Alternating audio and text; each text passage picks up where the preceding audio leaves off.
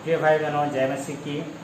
जैसा कि मैंने पिछले कहा कि मैंने अपने घर को चला गया था, जैसा मेरा रिश्ता बहुत ख़राब हो चुका था, हम दोनों में काफ़ी अनबन हो चुकी थी, कोई पति पत्नी का कहीं रिश्ता नहीं था, बिल्कुल एक अनजान के समान हम लोग हो गए थे। इस बात को मैं अच्छी तरह से समझ रहा था कि शायद अब ये रिश्ता फिर से बन नहीं सकता। पत्नी इस बात को हमें बोल दी कि अब मैं आपके साथ कोई रिश्ता नहीं रख सकता, कोई मेरे लिए आप एक अनजान व्यक्ति हैं, आप मेरे पति नहीं हो सकते। इसने यहाँ तक कहा कि अगर आप मुझे ज़्यादा परेशान करेंगे तो मैं आपके ऊपर केस करूँगी। हर बार मुझसे वादा तोड़ते हैं, हर बार मेरे विश्वास को आपने ठुकराया, हर बार मेरे विश्वास को आपने झुठला दिया। इस बात को उसने बहुत प्रेम के साथ मुझसे कहा, पर मेरे अंदर अभी भी वो जलन था, मेरे अंदर वो बातें थी। मैं सिर्फ इससे कहा, जो बात मैं कहता हूँ तो मैं उसके अनुसार तुमको चलना। इसने कही, परमेश्वर ने मुझे जोड़ा है, इसलिए मैं अलग नहीं होना चाहती, पर आपका जो ये व्यवहार है, आपका जो ये एटीट्यूड है, इसके कारण मैं काफ़ी परेशान हूँ। ये वचन हमें नहीं सिखाता है कि पति और पत्नी अलग होकर जीवन बिताने का। इस बात को फिर से तो बोले कि आप पास्टर जी के साथ मिलिए। पर जो 25 दिसंबर को मैं लौट आया था, इससे इसका दिल और टूट चुका था। और फिर मैं जब लौट के आया,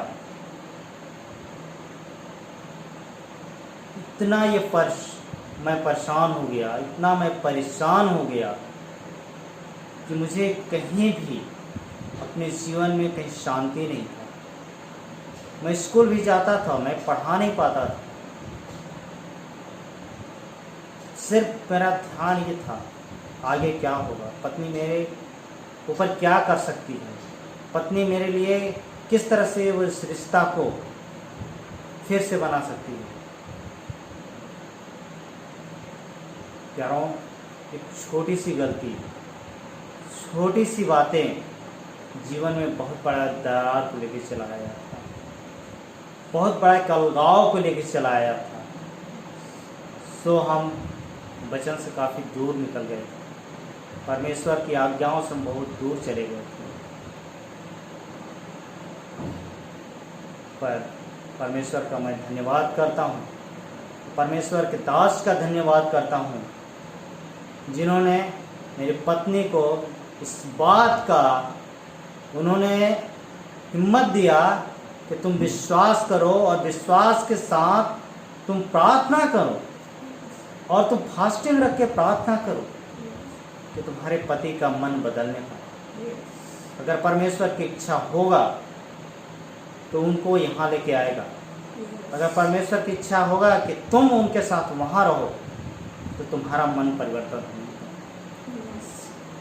इस बात से लेके पास्टर जी भी प्रार्थना करने लगे, मेरी पत्नी भी प्रार्थना करने लगी, और पास्टर जी ने मुझको भी कहा, आप भी परमेश्वर के समीप में जाइए। जब मैंने भी वचन को पढ़ना शुरू किया, वचन पे विश्वास करना शुरू किया, वचन के करीब मैंने गया, मेरे अंदर वो शांति आने लगी। मैं उस टूटे हुए रिश्ते को फिर से बनाने के लिए मेरे मन में वो बेचैनी आने लगी।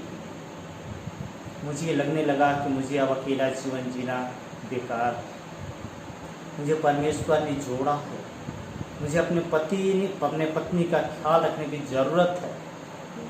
इस बात को जब मैंने इफिसियों 5 का 23 से लेकर 30 तक का हमने जब पढ़ा और उसको गहराई के साथ मैंने जब चिंतन किया, परमेश्वर का यह वचन मेरे हृदय में काम करने पाया। परमेश्वर को मैं धन्यवाद करता हूँ। परमेश्वर ने एक पति पत्नी के लिए, जीवन के लिए, जो परमेश्वर की ओर से जो जोड़ा गया है, इस वचन के द्वारा मैं आज अपने पत्नी के साथ आपके सामने मैं खड़ा हूँ। परमेश्वर का मैं धन्यवाद करता हूँ।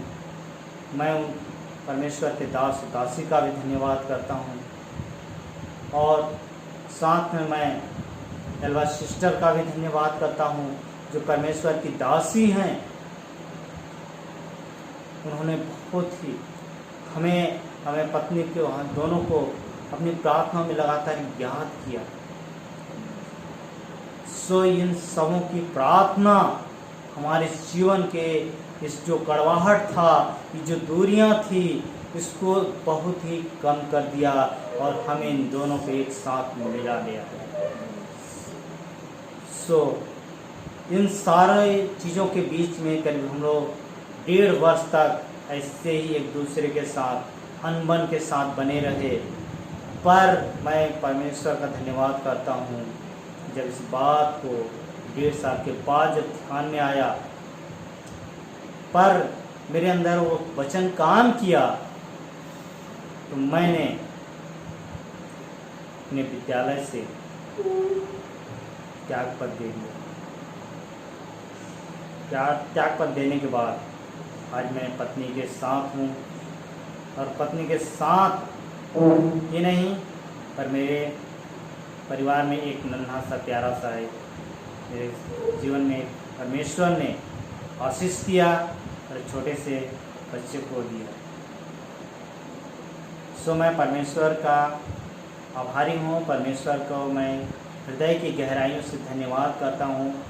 उनको लाखों लाख धन्यवाद करता हूँ जो हमारे जीवन को, टूटे हुए रिश्तों को फिर से बनाया, फिर से जोड़ा, और हम लोग आज एक आनंद पूर्वक अपनी खुशी में होकर के हम लोग जी रहे हैं। सो प्रियो भाइयों बहनों, मैं आपसे एक ही रिक्वेस्ट करता हूँ, मैं आपसे एक ही विनती करता हूँ, अगर आप लोग जो देख रहे हैं, अगर किसी का इस प्रकार का अगर रिश्ता टूटा हुआ है, सो मैं यही कहूँगा, अगर जो भाई देखता है वो परमेश्वर के पास में जाए, उपवास हो कि वो जाए, ताकि वह वचनों के साथ परमेश्वर से प्रार्थना करे, उसका रिश्ता बनने पाए।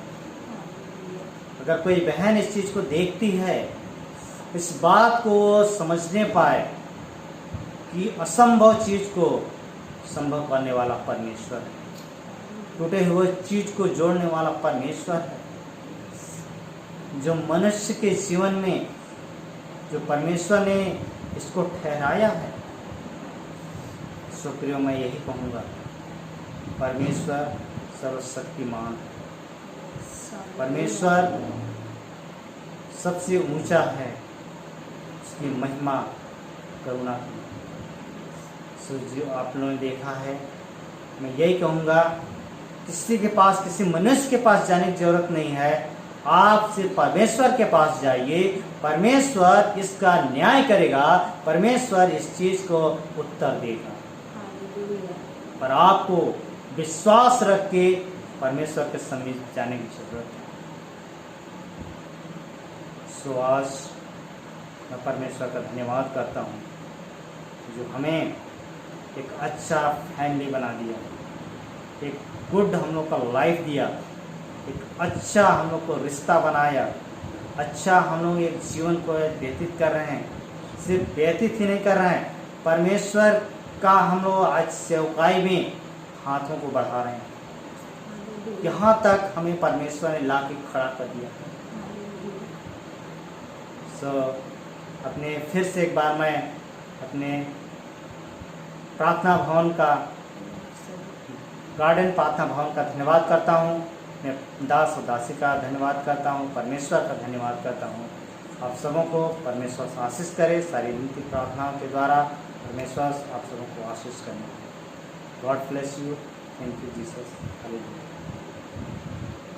सो प्रिय भाइयों बहनों, आज हम लोग का 20 जुलाई है और हम लोग का आज 30वां सालगिरह है जो हम लोग परमेश्वर की महिमा कर रहे हैं, और बहुत परमेश्वर की उपस्थिति में हम लोग आनंदित के साथ हम लोग इंजॉय कर रहे हैं, क्योंकि हम लोग सेलिब्रेट करें दूसरे को, और 2 ही नहीं पर हम लोग 3 होके आज इस चीज़ का इंजॉय कर रहे हैं।